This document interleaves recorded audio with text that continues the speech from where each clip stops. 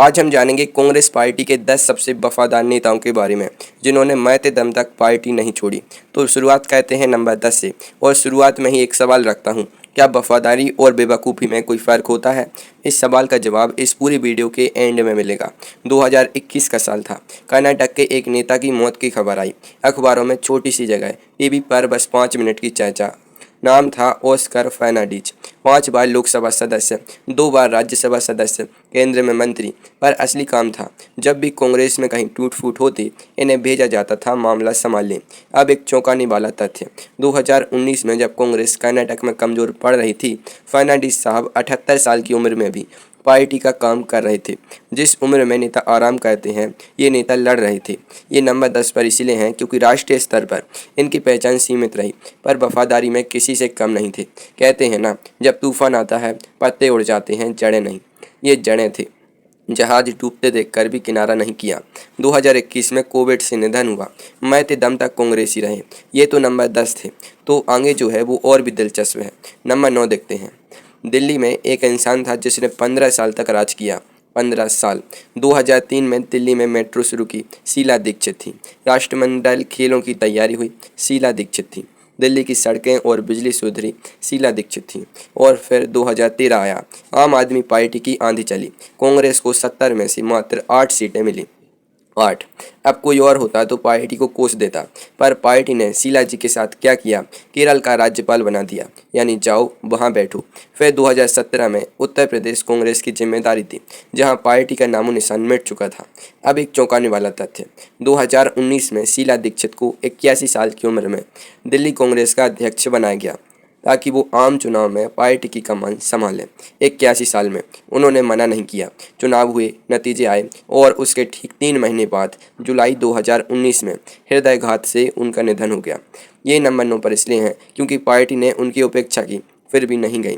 पर जो आगे आने वाला है वो इससे भी ज़्यादा दिलचस्प है। जो दिल से जुड़ा हो वो दिल टूटने पर भी नहीं जाता। छोटे कद की बड़ी नेता, यही उनकी पहचान रही। अब नंबर 8, एक ऐसा नेता जो एक बार पार्टी छोड़कर गया था और फिर वापस आया।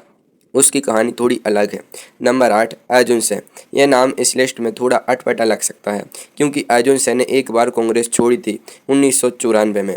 मध्य प्रदेश विकास कांग्रेस नाम की अलग पार्टी बना ली और फिर 1 साल के अंदर वापस आ गए। जैसे घर से नाराज होकर नाना के यहाँ जाओ और 2 दिन में वापस आ जाओ, क्योंकि वहाँ भी मज़ा नहीं आया।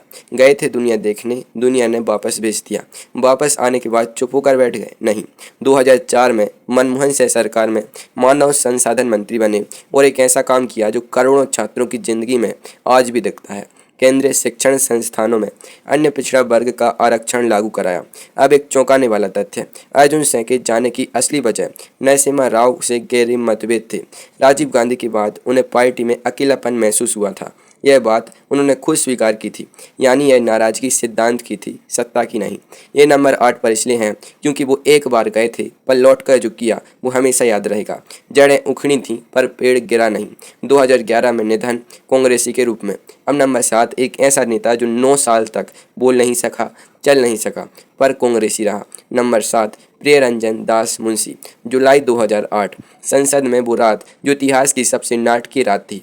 मनमोहन सरकार पर अविश्वास प्रस्ताव आया था। परमाणु समझौते को लेकर वामपंथी दलों ने समर्थन वापस लिया था। सरकार गिरने की कगार पर थी। उस रात जिसने संसद का एक एक वोट गिना, हर नेता से मुलाकात की, सरकार को बचाने की कोशिश की, वो थे प्रियरंजन दास मुंशी, संसदीय कार्य मंत्री। सरकार 19 वोटों से बच गई और उसी साल अक्टूबर में, महज कुछ महीने बाद, दास मुंशी साहब को भारी दिल का दौरा पड़ा। वो होश नहीं खो सके। 9 साल तक वो न बोल सके न उठ सके। ये नंबर 7 पर इसलिए हैं क्योंकि उनकी वफादारी उस वक्त परखी गई जब वो खुद कुछ नहीं कर सकते थे। अब एक चौंकाने वाला तथ्य, दास मुंशी साहब अखिल भारतीय फुटबॉल संघ के अध्यक्ष भी थे। उन्होंने भारत को 2010 फीफा विश्व कप की मेजबानी के लिए आवेदन करवाया था, यानी राजनीति में भी और खेल में भी एक जैसा जुनून। नवंबर 2017 में निधन, 9 साल बाद भी कांग्रेसी। जुबान बंद हो जाए तो क्या, कर्म बोलते हैं। जिसमें टूटा पर दामन नहीं छूटा। अब नंबर 6 पर एक ऐसा प्रधानमंत्री जिसे उसकी ही पार्टी के नेता ने लाइव कैमरे पर बेइज्जत किया और उसने एक भी शब्द नहीं बोला। नंबर 6, मनमोहन सिंह। नवंबर 2013 की बात है। दिल्ली। राहुल गांधी एक संवाददाता सम्मेलन में गए थे। माइक के सामने खड़े हुए थे और एक कागज उठाया जो उनकी ही सरकार ने पास किया था और बकवास कहते हुए उसे फाड़ दिया। लाइव पूरा देश देख रहा था। वो सरकार किसकी थी? मनमोहन सिंह की। उसी दिन मनमोहन सिंह को पत्रकारों के सामने आना पड़ा। सवाल आए, उन्होंने कहा, मैं अपनी बात रखूंगा और बस। खामोशी भी एक जवाब होती है। 1991 में वित्त मंत्री बने, देश का आर्थिक ढांचा बदला। 2004 में प्रधानमंत्री, 10 साल देश चलाया। 2014 में हार हुई। उसके बाद पार्टी ने कोई बड़ी जिम्मेदारी नहीं दी, चुपचाप किनारे हो गए।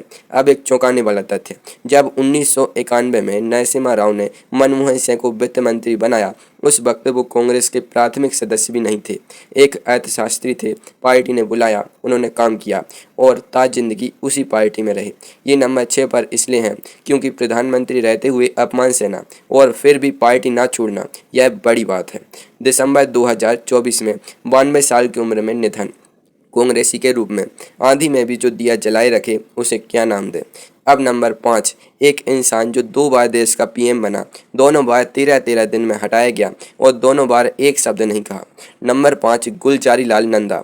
1964 जवाहरलाल नेहरू चले गए, अगले 13 दिन के प्रधानमंत्री बने गुलजारी लाल नंदा। 1966 लाल बहादुर शास्त्री जी चले गए, फिर 13 दिन के लिए पीएम बने गुलजारी लाल नंदा। दोनों बार आए, दोनों बार हटाए गए, दोनों बार चुपचाप चले गए। भारतीय इतिहास में यही एकमात्र इंसान है जो 2 बार कार्यवाहक प्रधानमंत्री बने और दोनों बार उन्होंने कभी नहीं कहा, मुझे भी रखो।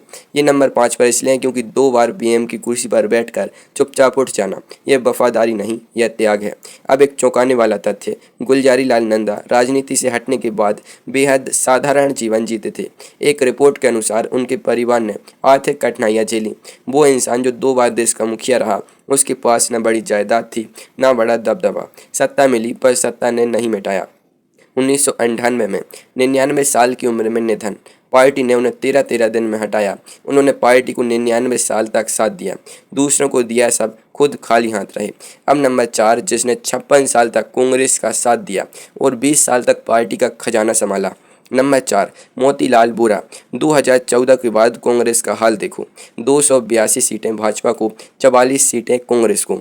वरिष्ठ नेता या तो चुप हो गए या पाला बदलने की तैयारी में लग गए। मोतीलाल वोरा, वो अपनी कुर्सी पर बैठे गए रहे कांग्रेस के कोषाध्यक्ष के रूप में 1964 से 2020 तक 56 साल, मध्य प्रदेश के 2 बार मुख्यमंत्री, छत्तीसगढ़ के राज्यपाल और फिर दशकों तक पार्टी के कोषाध्यक्ष। ये नंबर 4 पर इसलिए हैं क्योंकि 56 साल की सेवा, यह रिकॉर्ड इस पूरी लिस्ट में सबसे लंबा है। अब एक चौंकाने वाला तथ्य, 2004 और 2009 में कांग्रेस जीती और जश्न हुआ, लेकिन उन जीतों के पीछे जो पैसे की व्यवस्था थी वो वोरा साहब ने की थी। और जब 2014 में हार के बाद पार्टी की आर्थिक हालत कमजोर हुई, तब भी वो डटे रहे, खजाना संभाला और जमीर भी। दिसंबर 2020 में निधन। जानते हो कब? अहमद पटेल के जाने के ठीक 1 महीने बाद। वफा की भी अजब कहानी है यारों, एक गया तो दूसरा भी चला गया। एक एक कर वो दिए बुझते गए जो कांग्रेस को रोशन रखते थे। अब नंबर 3, इस पूरी लिस्ट का सबसे अनोखा नेता जो कभी स्कूल नहीं गया पर पूरे देश की राजनीति को उंगलियों पर नचाया और 2 बार प्रधानमंत्री की कुर्सी ठुकरा दी।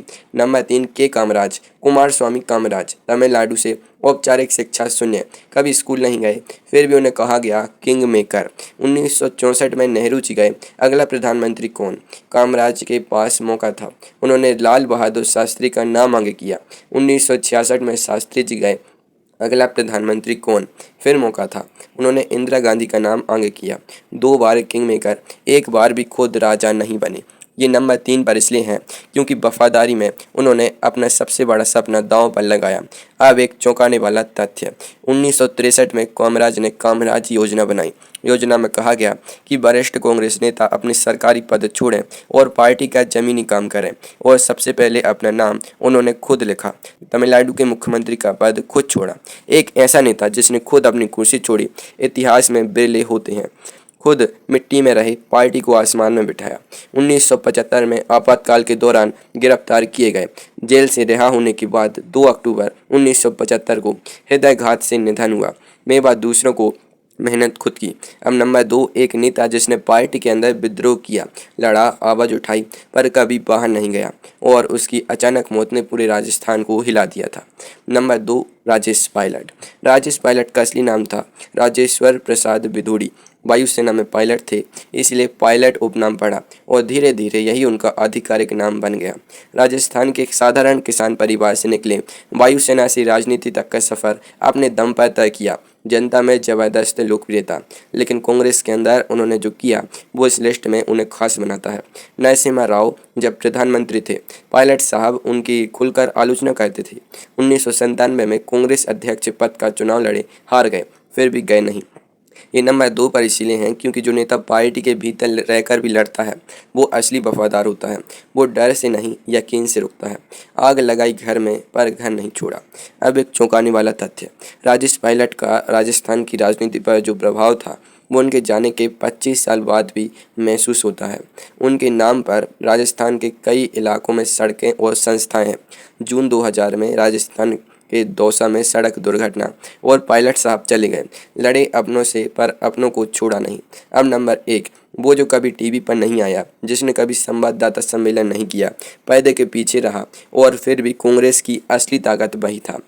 क्यों है वो नंबर 1 पर, अभी बताता हूँ। नंबर 1, अहमद पटेल। 2017 गुजरात राज्यसभा चुनाव। अहमद पटेल उम्मीदवार थे, लेकिन वोटिंग से ठीक पहले 6 कांग्रेस विधायक टूट गए। अब हिसाब लगाओ, कुल वैध मतों की दोबारा गणना हुई, 2 और वोट अमान्य घोषित हुए क्योंकि विधायकों ने मत पत्र दिखा दिए थे। अंत में अहमद पटेल को उतने ही वोट मिले जितनी ज़रूरत थी, एक भी ज़्यादा नहीं, बस जीत गए।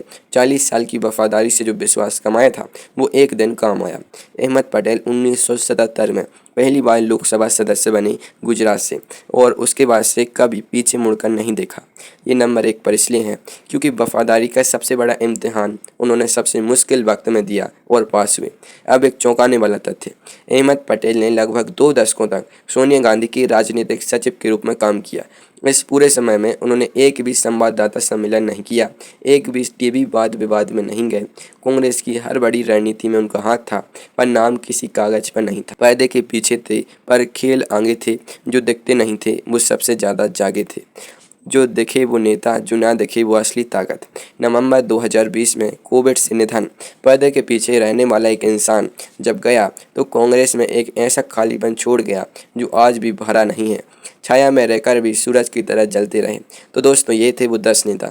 हर एक के पास छोड़ने का मौका था, हर एक के पास बेहतर रास्ते खुले थे, पर उन्होंने उस पार्टी का दामन थामे रखा जो कभी उफान पर थी, कभी तल में। और अब उस सवाल का जवाब जो मैंने शुरुआत में रखा था, क्या वफादारी और बेवकूफ़ी में फ़र्क होता है? शायद होता है, शायद नहीं, पर जो लोग इतिहास में याद रहते हैं वो अक्सर इसी तरह के बेवकूफ़ होते हैं।